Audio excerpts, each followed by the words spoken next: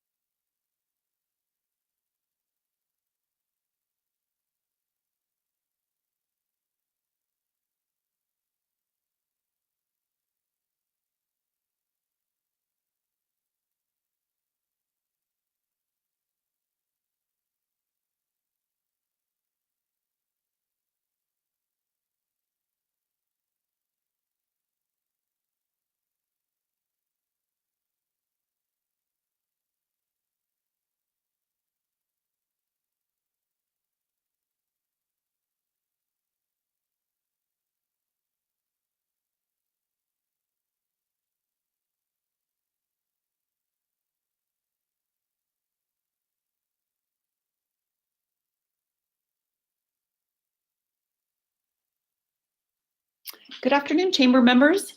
For those of you I haven't yet met, my name is Sabrina Binkley, Head of School at Spruce Tree Montessori and Chair of the Fairbanks Chamber Board of Directors. I'd like to take a moment, as we do each week, to thank our executive partners, those whose logos you saw on the screen before we began our program today.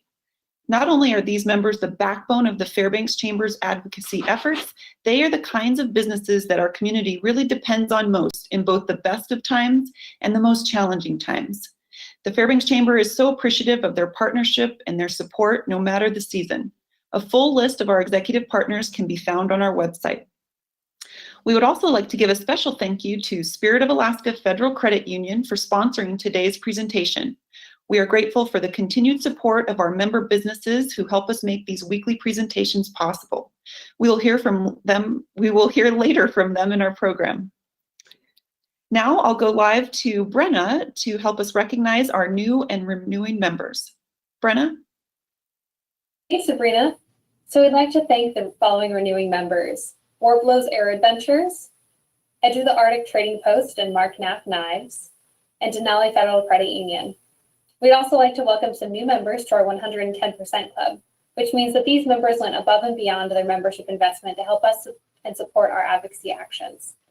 And that is Jolly Rogers Inc., Kais and Associates, Fidelity Title Agency of Alaska, and Denali Industrial Supply.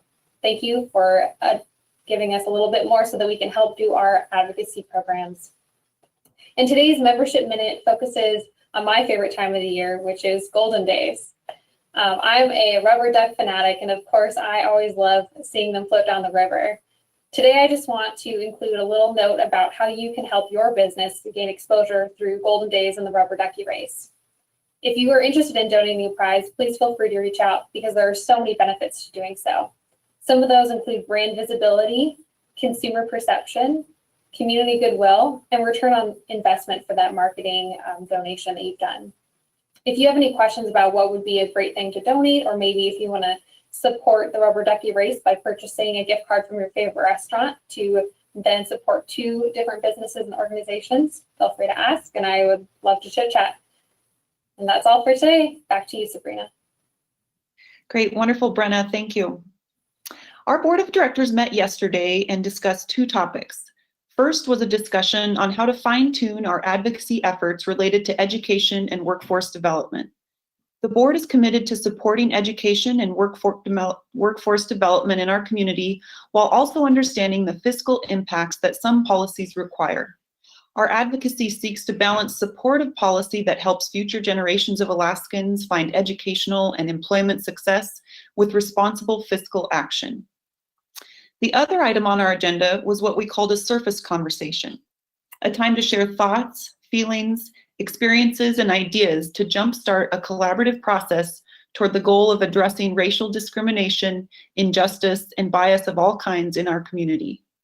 The discussion was a great first step in what will be an ongoing dialogue in our organization, and not just internally, taking a look at our practices, our membership, and the future content of presentations, but in development of supports for our members and the community at large related to these very important issues.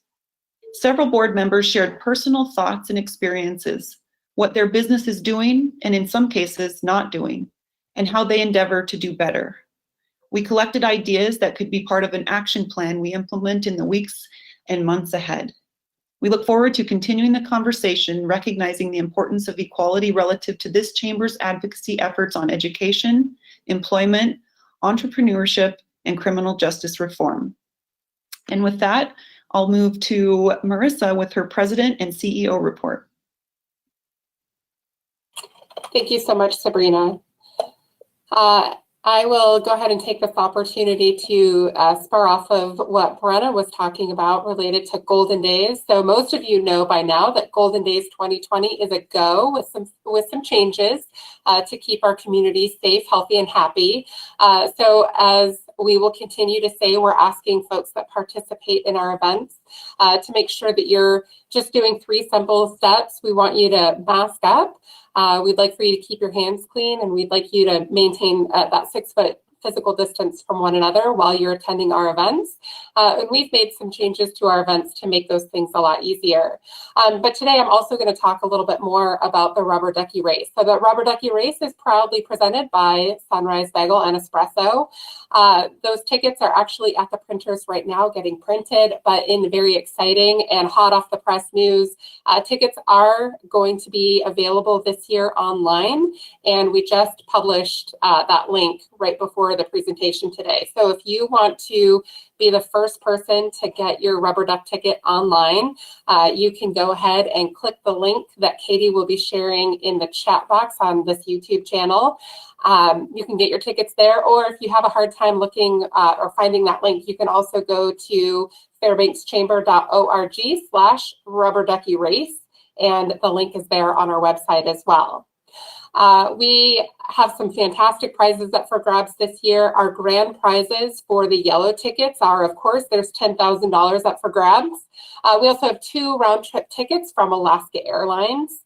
And third place prize is snow tires, a set of snow tires from American Tire and Auto. And the grand prize on the pink ticket side is for $5,000 for first place. We have an ATV trailer from Greer Tank and Welding for second place. And in third place, we have a Yamaha EF2000 IS generator from Alaska Fun Center. In total, we have 83 prizes up for grabs in the Rubber Duck Race this year. That's including those grand prizes I just mentioned, plus lots of donated gift items from our local businesses. And then also there's that early bird drawing that we'll be having on July 8th. That's an extra $1,500 up for grabs, sponsored by Mac Federal Credit Union. So lots of opportunities to win, lots of money up for grabs, and lots of great prizes from here around Fairbanks. So you can get your tickets online now. You can get them in person, hopefully by the end of this week. Just make sure you stay tuned to our website and our Facebook page for additional announcements on how to buy tickets. Also, additional Ducky news, we're happy to announce that the race will take place on Sunday, July 19th at 10 a.m. Again, that's an effort to make sure that we're keeping people physically separated from one another. But a great option for families this year. You can cozy up on the couch Sunday morning in your jammies with your cup of coffee and watch that Rubber Duck Race. We're going to stream that live so that folks can do that from the comfort of their own homes. And as Brenda said, we are still seeking some prizes to round up that total of 80 prizes that we're looking for. So if your business can donate something, I really love Brenna's idea. If you're looking for a way to support one of your favorite businesses that might be struggling right now, go ahead, buy that gift card, and then bring it down here to us here at the Chamber office, and we will put that on the prize grid. A couple of other Golden Days reminders. We do have applications up online. So if you want to be a vendor at the citywide street fair, if you want to be a pod sponsor, we're still looking for just a few more of those. And that's where a business would host a pod of vendors at their business location. And then also, if your business wants to sign up to participate in the Grand Reverse Parade this year, you can also get signed up for that on our website. And again, that's fairbankschamber.org/Golden Days. Our team's been working really hard to make sure that we have an alternative set of plans that lead to a successful day, which means that everyone is healthy and safe, but also means that people are having a great time and we're connecting as a community. And we're happy to have the support from so many of our sponsors, our government officials, and our healthcare committee. But we can't do this alone. So we definitely need your support, both in terms of donations, and then also just make sure that you come out and enjoy some of those great events that day. And then my final announcement is for anyone that engages with us here in the next few months. I just want to call attention that we have Jackie Lundberg back in the office with us this summer. This is her 4th summer working with the Chamber. She started as a high school student. She's now a college grad, and she's home at least for the summer. So she is spending all of her free time during the days with us here at the Chamber, and we're so glad and thankful to have her. So if you see Jackie, make sure you tell her hello. And that's all I have. Back to you, Sabrina. Great, thanks, Marissa, and welcome home to Jackie. Now for our main presentation. The University of Alaska Fairbanks is an economic driver for the interior Alaska and supplies essential workforce needs to Alaskan businesses. Even in times of budget cuts and world pandemics, UAF preserves and holds a standard of excellence. We're happy to have Chancellor Dan White with us today to share all that UAF has done and will be doing in 2020.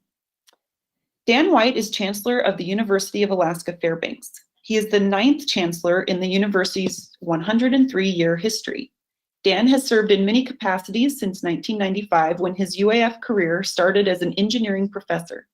Dan, his wife Anne Marie, and their 2 teenage daughters are engaged in many aspects of the Fairbanks community. Dan grew up in the mining town of Idaho Springs, Colorado, where his dad worked for AMAX, the company that developed Fairbanks Fort Knox gold mine. Dan has consistently supported the university's role in making Fairbanks a great place to work and live. And I'm assuming he's a fellow Bronco fan, which I didn't know before. So thank you, Chancellor White, for joining us. All right, well, thank you, Sabrina. I really appreciate the invitation and appreciate the opportunity to talk to Chamber about why UAF is your university, why that's important, and kind of the role that we play together in moving forward, especially in these really challenging times. Let me especially thank Spirit of Alaska for sponsoring today's program. I know that, well, let me actually just start out by saying that at UAF, we acknowledge the Alaska Native Nations upon whose traditional lands our 6 campuses reside. And here in Fairbanks, our Trothieta campus is located on the traditional lands of the Dena people of the Tanana River. So that always start out with that acknowledgement is important for us here at UAF. The next thing, I'm not sure if you're all looking and saying, wait a minute, Dan's wearing blue and gold, and thinking to yourself, but I thought Blue and Gold Day was Friday. And why would Dan, maybe the calendar is mixed up and today is really Friday because Dan's got on the blue and gold. I'll just, you can rest assured that Blue and Gold Day is every day for me. And it can be for you as well, but if you just add the blue and gold every Friday, that would be awesome too. So thank you for that. And my face mask is also blue and gold, so we make sure we got our bases covered. So you have here in Fairbanks a globally important, world-class research university. You also have a community-connected community and technical college. We, of course, also have 4 rural campuses in Nome, Kotzebue, Dillingham, and Bethel, serving important missions in those communities. Why is it important that there's a regionally, or in this area, that there is a globally important research university? The research mission alone of UAF brings roughly $100 million into the community, and that is just direct dollars that are spent. Almost all of it is in Alaska, and most of it is in Fairbanks. So there's just the direct impact on the Fairbanks economy. But I'd like to argue that it's much more important than the $100 million, the role of your university here in Fairbanks, than just the research dollars that are spent. And if you can go to the next slide, I think Sean is, oh, yep. Theme of today's topic is this is your university, Fairbanks. Next slide, please. And I'm going to start off with research because that is a big bright spot for us right now, and it's one of the reasons that I think it's so important to this community to have a globally relevant university, because even when Alaska's economy is having a hard time, and even when internationally there's a hard time with COVID, the world still has confidence in UAF's research enterprise, and research has grown this year while everything else is pretty challenged nationally from a higher education.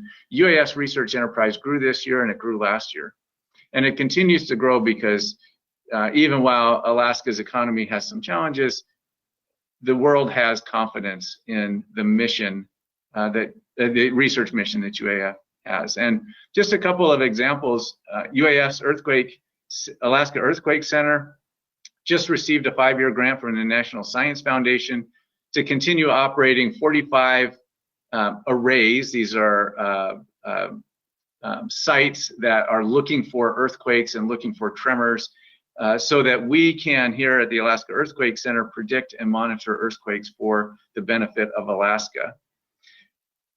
Dr. Nettie LaBelle-Hamer, who has been at the university for many years as Associate Vice Chancellor, as a Deputy Director of the Geophysical Institute, and the Director of the Alaska Satellite Facility, is our new Interim Vice Chancellor for Research. That's a big deal for us.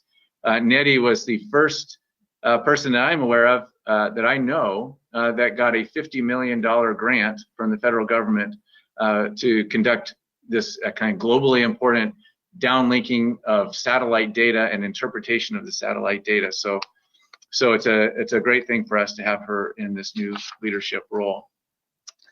Next slide, please. Another reason that it's important to have this globally important research university in our community is it provides opportunities for students. And speaking of the Alaska Satellite Facility, this is a picture of some of the students who are currently on internships with NASA, either at the NASA Jet Propulsion Lab or the Goddard Space Flight Center. They're not actually there because of COVID. They would be there, but they're doing their internships remotely. And it's because of the research mission at UAF that students here in Fairbanks get these opportunities. Next slide, please.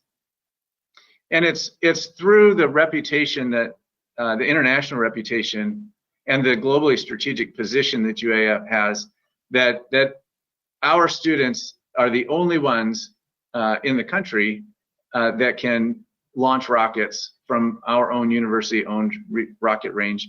And right now, there is a new set of, NASA is getting ready to launch a new set of suborbital rockets to observe the sun. This will be the first time in history that this is done, and it's being done at UAF. Next slide, please.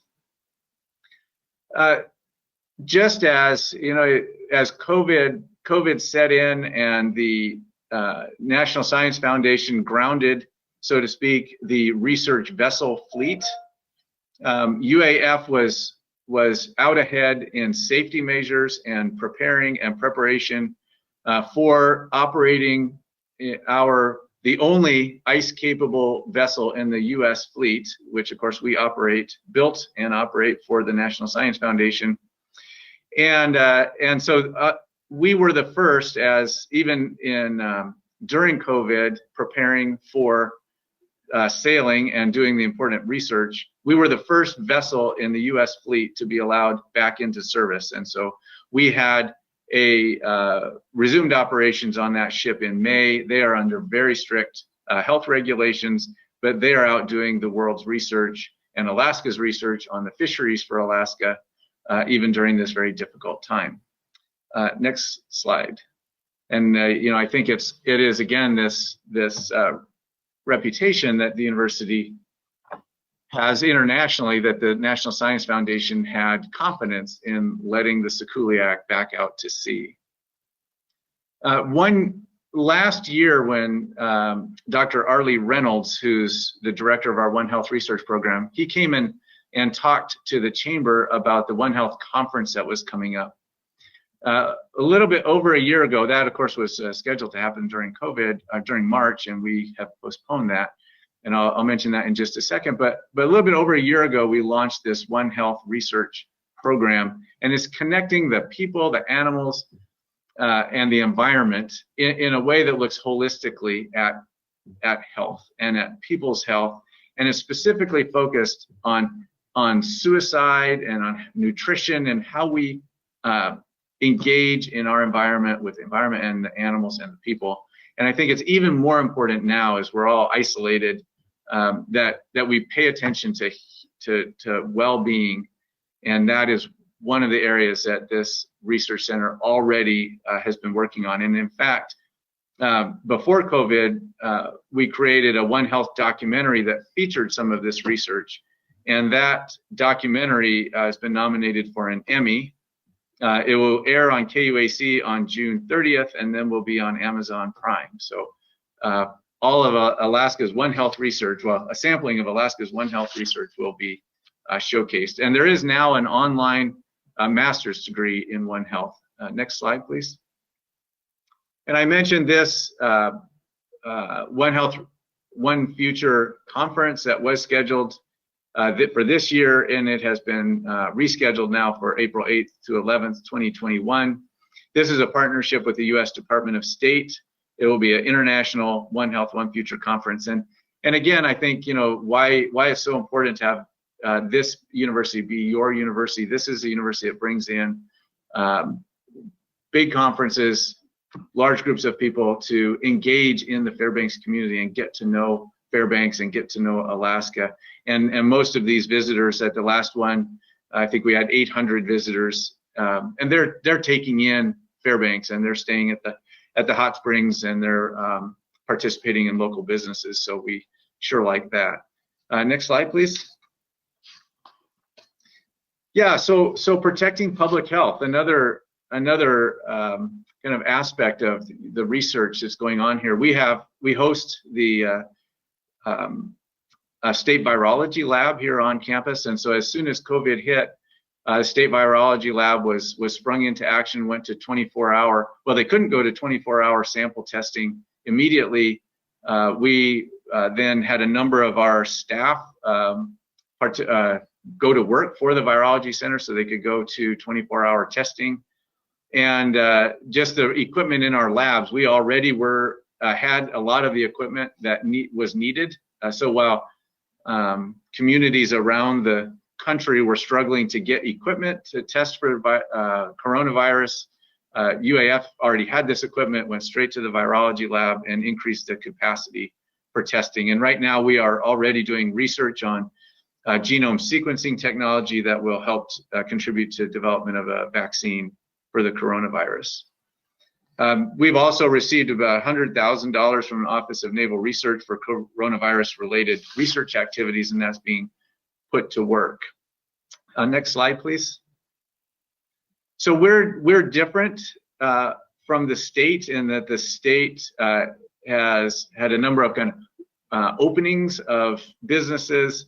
The university, because of the frequency of mass gatherings and different things, we're a little bit behind. We're lagging behind in terms of reopening. But I like to say that we never really closed because there always have been activities going on. You just don't see them as much. And even if an activity that you were interested in has been canceled in person, please check to make sure that it's not being offered virtually, because many things were offered virtually. And I said in a community perspective here recently, get signed up for classes. That's my message now. And I'm confident in the university being ready in the fall to deliver classes in lots of different ways. And is it because I know what's going to happen? I don't know exactly what's going to happen. I don't think anybody knows where exactly we'll be in September or October. But what I do know is that our faculty put 1,000 courses online in a week. In 1 week, in our extended spring break, 1,000 courses got put online so that our students would be well served. And students who left campus, didn't come back, they were reimbursed for their housing, they were reimbursed for their meal plans. I think, you know, as we work through this, we can react and we can adapt and we can respond. So students should have confidence in UAF for this fall. Let's see, next slide, please. In addition to just preparing UAF for COVID response and for all of the different ways that we will engage with COVID, engage with our students. I'm on one before you are, I think, Sean. Yeah. We're building and providing prototypes to the hospital and to the borough or places that need PPE, need new devices that don't exist. We invented a splitter for ventilation devices. So all kinds of work that's going on to support not just the operations here at UAF, but around the community. Next slide, please. Another advantage to having your university here is that students can continue to live at home, they can live on campus, and they can continue to get their education even in the COVID environment that we're living in. Nationally, universities are seeing a 20 to 40% decline in enrollment right now. And it's not so much that the students aren't there and that they don't want to take the courses. It's that the students are waiting to see what's going to happen with COVID and how the universities are going to respond. UAF, unlike kind of the national average of 20 to 40% drop in enrollment, UAF's only down about 11%.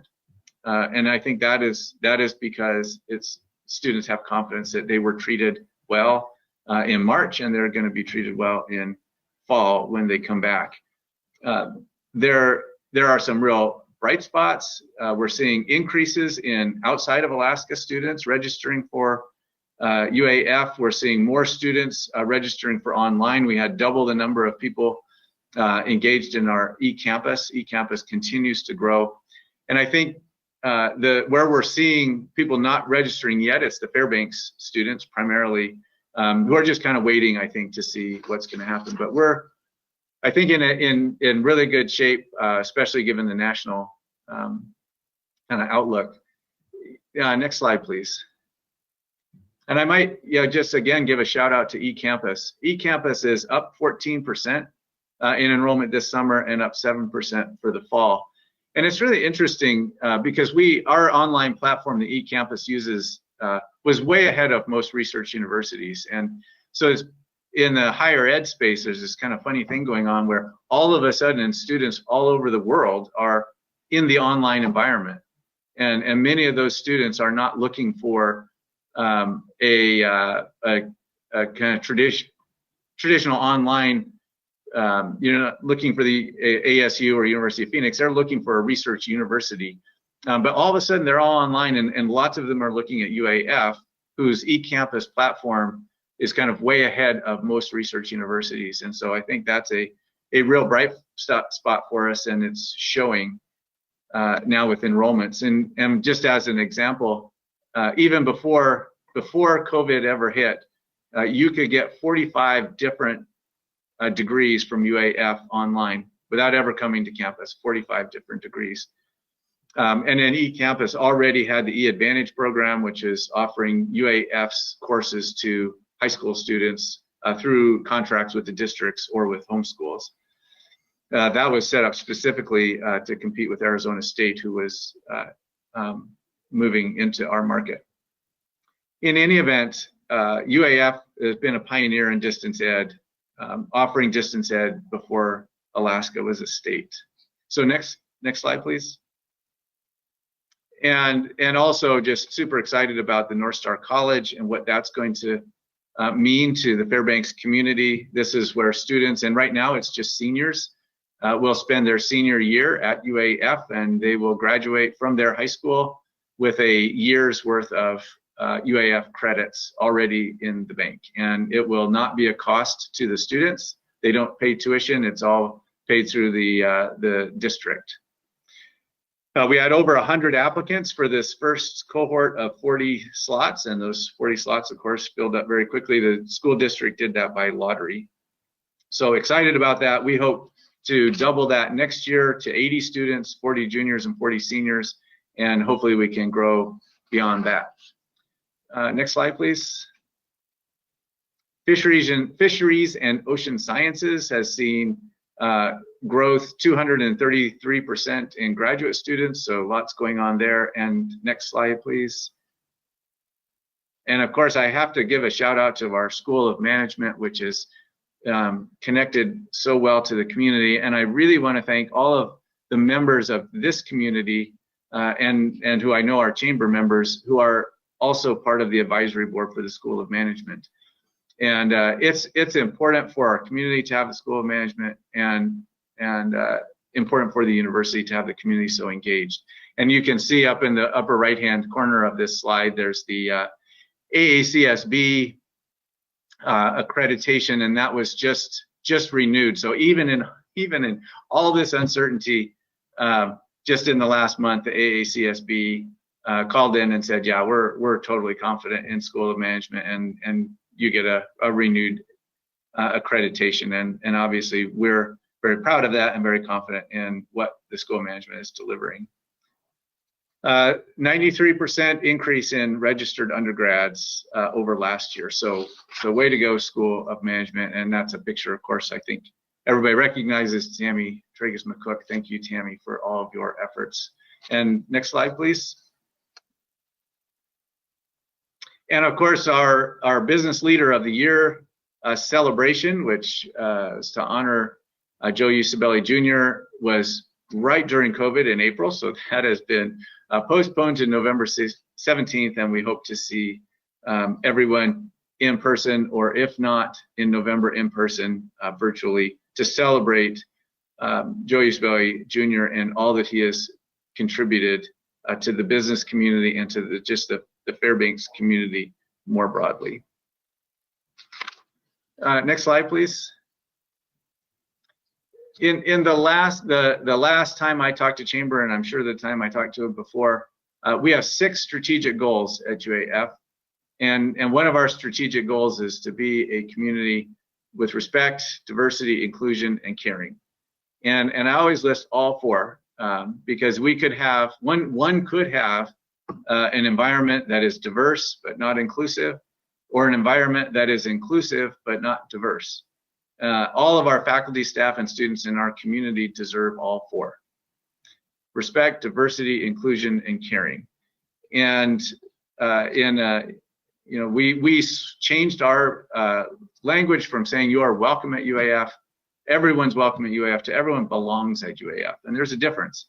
Belonging is different than being welcomed, and I think that's an important distinction. No matter of race, national origin, sexual orientation, religion, everyone belongs at UAF. And we are in the middle of our strategic planning, which is being diversity, equity, and inclusion, being led by Margot Griffith, who's our Chief Diversity Officer. That's going to be completed this summer. Next slide. And lots of diversity efforts underway. This is the Nanook Brotherhood Project, spearheaded by Vice Chancellor Keith Champagne, to improve educational outcomes for men of color. We also have a Nanook Sisterhood Project. We have a Nanook Diversity and Action Center, which just hired 2 new coordinators this fall to help provide programs, educational opportunities for students to engage in topics of diversity, inclusion, wellness, and prevention. A number of other things. I've put out several statements, and I think that the Chamber has those, but we are committed to diversity and inclusion, and we're committed to finding in all places where institutional bias and institutional racism exists, to have the university free from any institutional barriers. Next slide, please. And just the enrichment of the community in opportunities. And this is, if you've been in the UA Museum of the North, you probably are looking at this picture and saying, Tan, I was just in the museum and there is not a whale skeleton hanging over the stairs. And indeed, you're right, because this is a mock-up. And this is the original design. The original design of the museum had a bowhead whale skeleton in that great space that is in the entry of the museum. That got taken out of the budget. I don't know if anybody remembers the museum construction, but it was a little bit over budget. And they took the whale skeleton out. But the Bill Stroker Foundation, honoring Bill Stroker and his vision for this space at the museum, the Bill Stroker Foundation has stood up and made a charitable contribution to get that whale skeleton put back in. So that will happen. We are working on that now.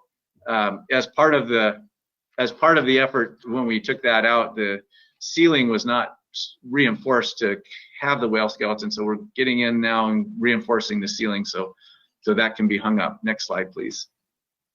And I think, just the engagement in the community and getting everybody proud of their university and engaged in their university, and we love that, whether it's through the museum or whether it's through the symphony or the botanical gardens or taking a class or athletics. We don't know right now what the athletics exactly will look like. The NCAA is putting out guidance every single day on COVID-19 and whether there will be spectators or no spectators or fist bumps or handshakes. And that's all a matter of discussion. But we'll be playing hockey as long as the NCAA allows athletics. We will be engaged. These student athletes, it's so much more for our campus than the hockey games or the volleyball games. They're leaders on our campus and leaders in the community. Next slide, please. And there's lots to be proud of. Best and brightest at UAF. Our student athletes continue to lead in GPA, have a higher GPA, student athletes on average than students. And many of our students have been assigned all academic in their conference. And we're proud of that in addition to the athletic accomplishments. Next slide. And this is a way that Fairbanks and Alaska students can engage in your university. And this, of course, is Kendall Kramer. In fact, the two of the top female student athletes in Alaska signed with UAF this year. Kendall Kramer to the women's ski and cross country team. She has won 14 state championships, placed 4th in World Junior Nordic Ski Championships, and is a member of the U.S. development team. She had her choice of every top university in the country, and she chose UAF. And Destiny Reimers, who is, I think, from Galena, but she graduated from Anchorage Christian, Alaska Native student athlete, was the Alaska Gatorade Player of the Year, and she has also signed to shoot hoops for UAF. Next slide, please.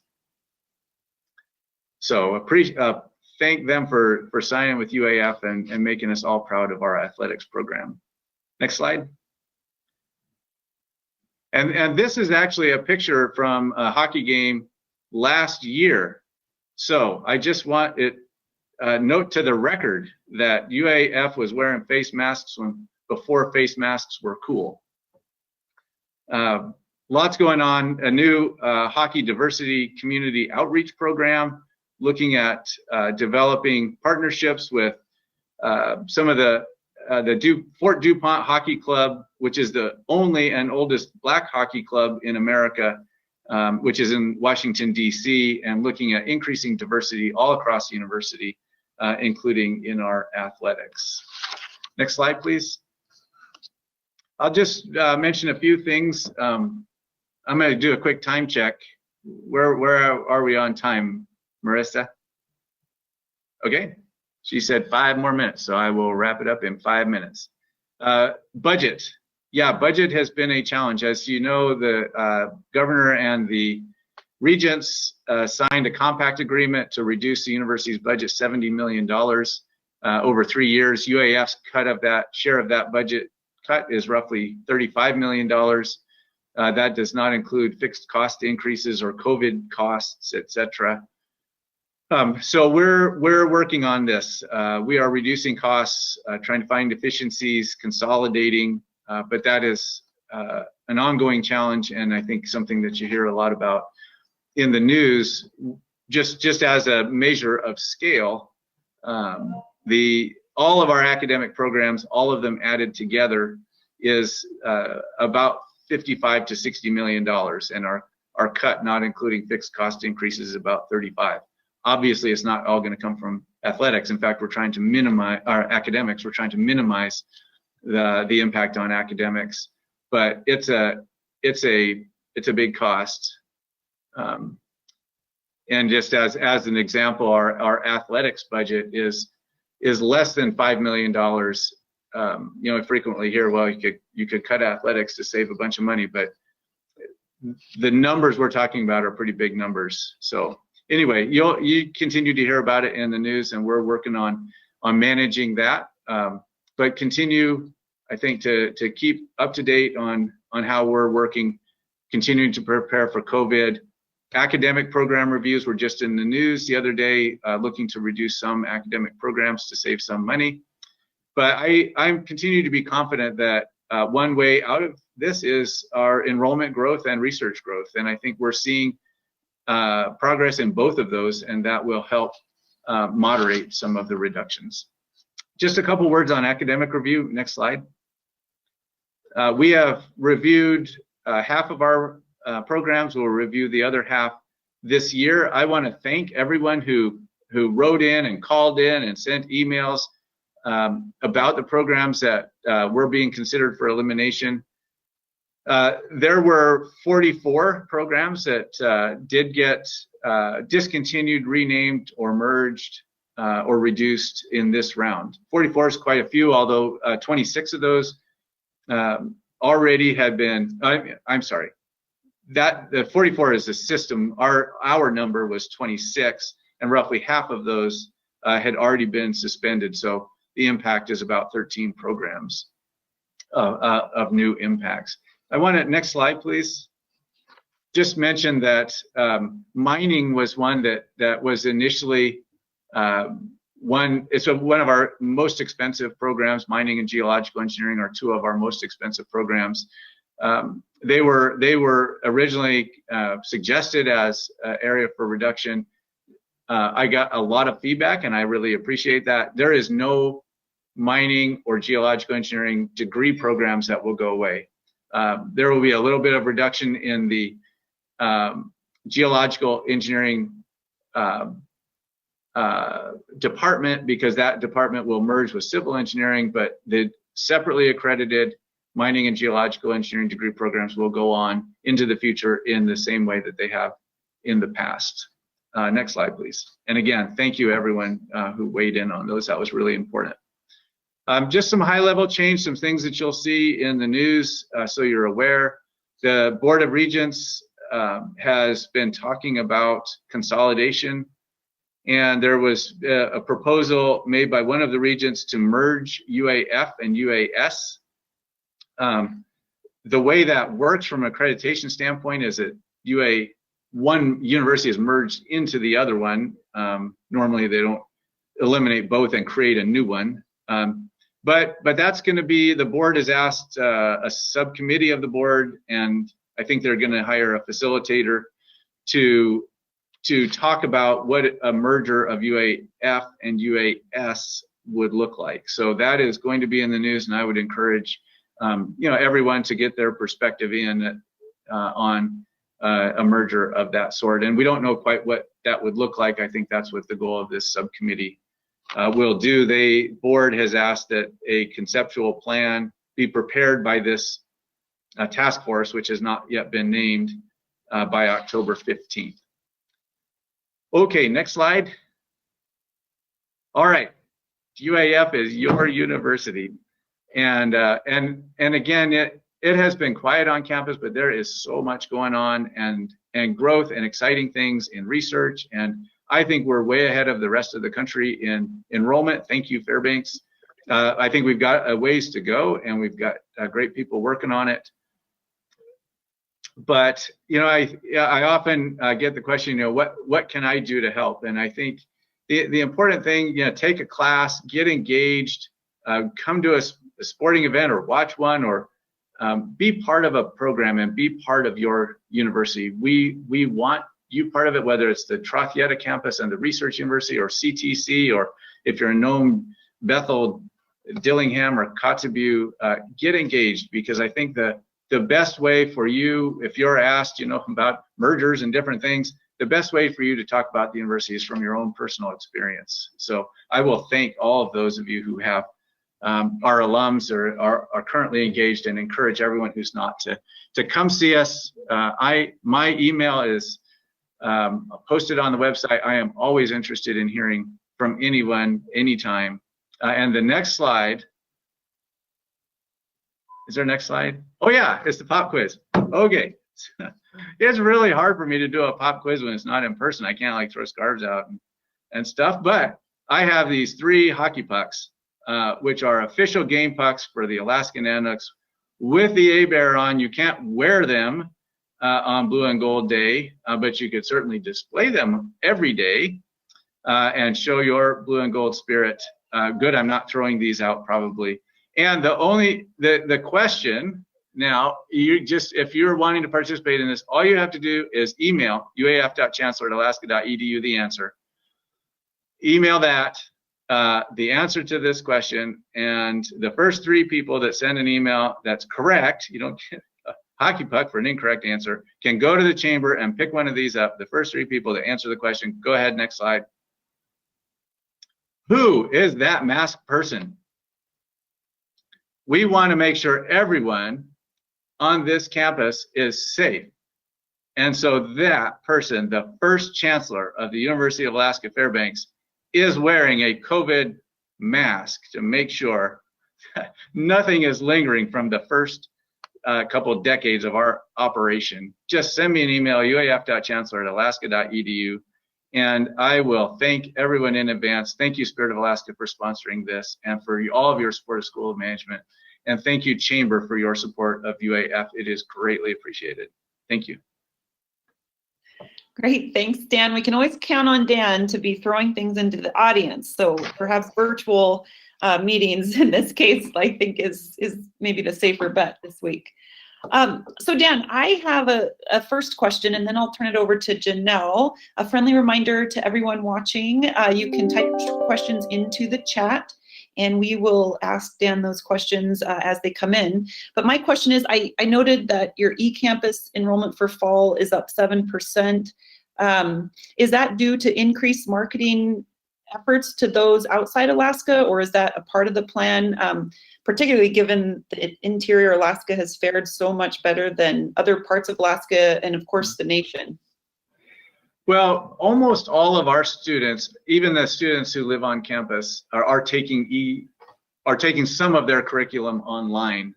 It is what we're seeing for the fall is mainly out-of-state students, and I think it's these students who have been bumped online by their, we were never. There's lots of students in Alabama or wherever that we're not ever going to come to UAF, and probably we're not looking at UAF.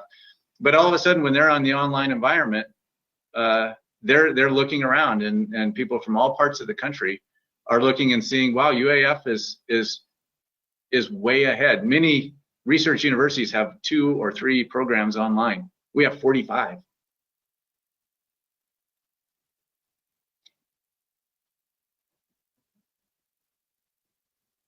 Okay, I guess that's my cue to bring on the rest of the questions here. So I will say there are a lot of comments in the online chat, most of which boil down to go Nooks. So just wanted you to know there's a lot of that spirit going on in the chat. All right, I love it. Yeah. So the Fairbanks Chamber has publicly supported UAF because our members really recognize how important the university is to our community and to our businesses, providing that talent pipeline. So just thank you, first of all, for continuing to lead us forward in that mission. You clearly have a lot of optimism about the future of UAF, which is great to see. I don't ever want to be the one to rain on that, but I do feel like it would be irresponsible for us not to ask. We've seen a lot of concerning headlines, and they do make people nervous about budgets and programs being cut. So can you help us at all square those two pictures of that we're seeing of the university's future? Yeah, I mean, I think there is no question that for us, our share of this 3-year cut of roughly $35 million, that is a huge number for us. We unlike kind of the other universities in the system have fewer degrees of freedom, and what I mean by that is we've been cut a number of years, and so there is not a lot left to do except for some changes, and what my hope is that there's 2 ways to deal with a budget reduction, and one is revenue growth. And one is eliminating programs. And for me personally, as we look at the university and we say, well, if we eliminate a bunch of programs, that is going to restrict our capacity for revenue growth. And so we're focused here at UAF, and there's no doubt about it. It is a really, really tough time here, and there's a lot of stress and anxiety about our future. But I think that the key for us is continuing to have faith and continuing to believe that the university, we've weathered storms before and will weather this one. And so it is not Pollyanna. I'm not imagining a future that I don't believe exists. I think it does, and I think our path to this is a continued faith and confidence of our community in particular and our state more generally. But I think, you know, the Fairbanks community has stood behind UAF time and time again, and I want to emphasize that and really appreciate that. You know, frequently, you know, I've been in other communities, large communities in our state or the universities, and they say, you are so lucky at UAF because your community supports you so much.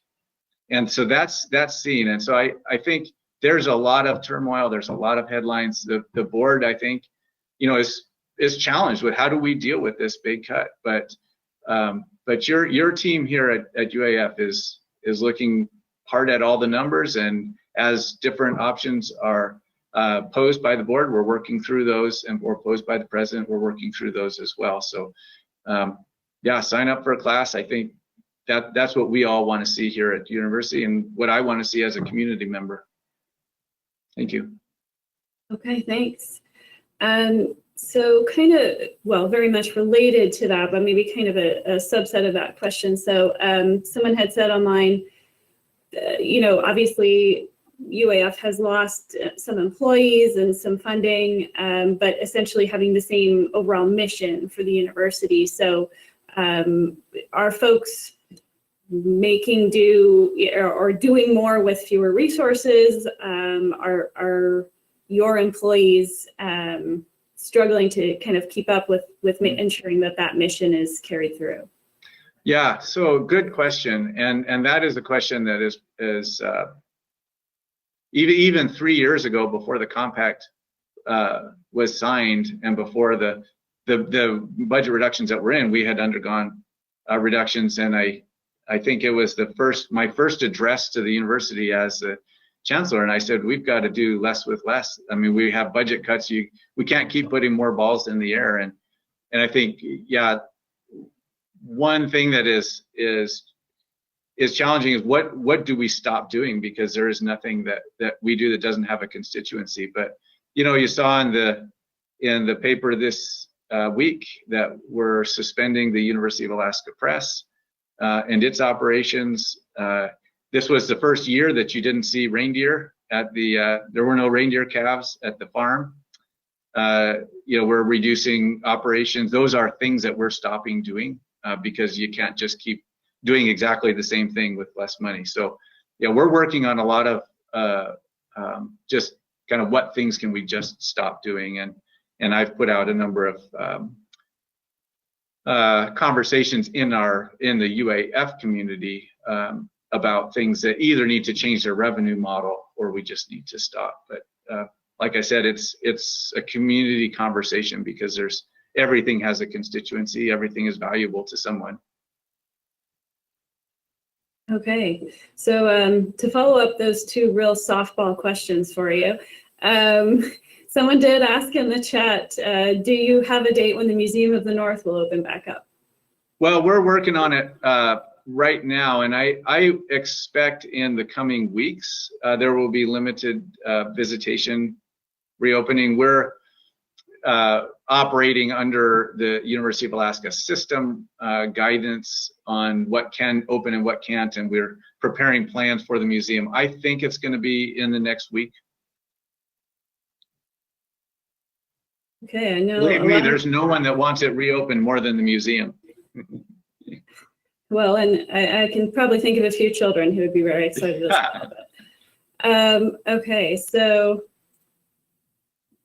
we have a comment. The mining community wanted to send their thanks for support of the mining and geological engineering programs.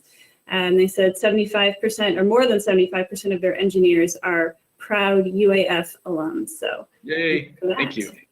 And we don't have any further questions here. So Sabrina, I think I'll toss it back to you. Okay, great. Thank you, Janelle. And thanks again, Dan. I really appreciate your presentation. I love your optimism. I think you're spot on with there's a lot of uncertainty right now for many of us, but I think we've weathered things before, and this is certainly a test for all of us, and I know we'll pass, as a little play on words for education. So I'd now like to invite Sarah Gear of Spirit of Alaska FCU to present their sponsor spotlight today. Sarah? Hi, thanks, Sabrina. Hello, my name's Sarah Gear. I'm with Spirit of Alaska. I'm the marketing director. We are honored to sponsor this presentation by Dan White. It was amazing. I really enjoyed it. Thank you, Dan, and for your shout outs to the credit union. Spirit of Alaska identifies closely with UAF, and many of our members are students and professors. Currently, 10 alumni work here at the credit union, including myself. When we ask when people join the credit union, they often say, I joined at the Wood Center branch when we had one up there. And though that time has passed, Spirit of Alaska currently partners closely with the School of Management. You can see my backdrop here, offering 4 student scholarships to the program. We are also actively supporting investment education with the Student Investment Fund program. And my personal favorite that we do is the Professionally Polished program. It provides students with the chance to apply for help purchasing a new suit at Frank's Menswear. So we're partnering with the local business as well. Successful applicants look polished for job interviews and stepping out to a new career. It's very neat. As a progressive local credit union, we look to provide products and services that work just for Alaskans. For example, our instant issue cards are in your hand right away. There's no waiting for your card in the mail. We're also excited to announce You Choose Rewards, where consumer and business members earn points on everyday debit and credit card purchases. Members can redeem points for rewards, including cashback. Spirit of Alaska adopted digital technology as early as 2007. We are continually improving services such as online banking and our mobile apps to keep pace with the changing banking industry and best security practices.